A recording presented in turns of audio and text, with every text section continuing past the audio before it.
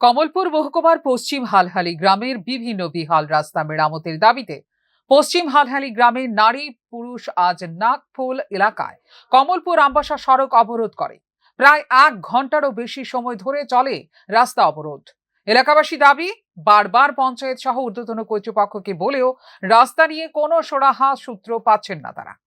অবশেষে এলাকার কঞ্চি কাঁচাদের কথা মাথায় রেখে তাদের সুরক্ষার কথা ভেবে সমাধান পেতে রাস্তা অবরোধ করল গ্রামবাসী।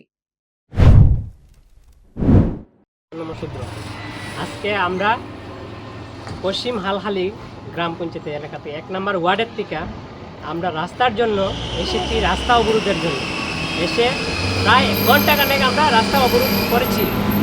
তখন পঞ্চায়েত থেকে পঞ্চায়েতের প্রধান উনি আর পঞ্চায়েত প্রতিনিধিরা এসে আমাদেরকে বুঝিয়েছেন যে তোমরা চলো আমাদের সাথে গিয়ে টাউন হলে বসে কথা বলবো। এসডিও আমরা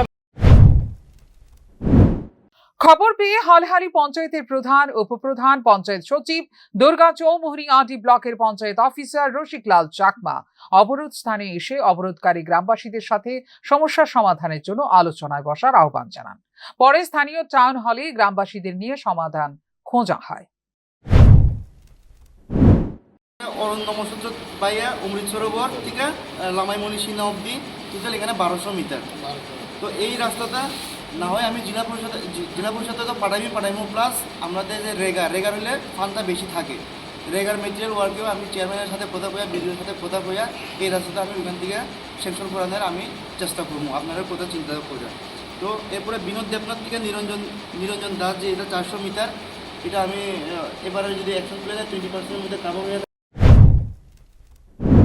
সোমবার গ্রামবাসীদের সাথে কথা বলে রাস্তা ঠিক করার কাজ শুরু হবে বলে আশ্বাস দেয় ব্লক অফিসার।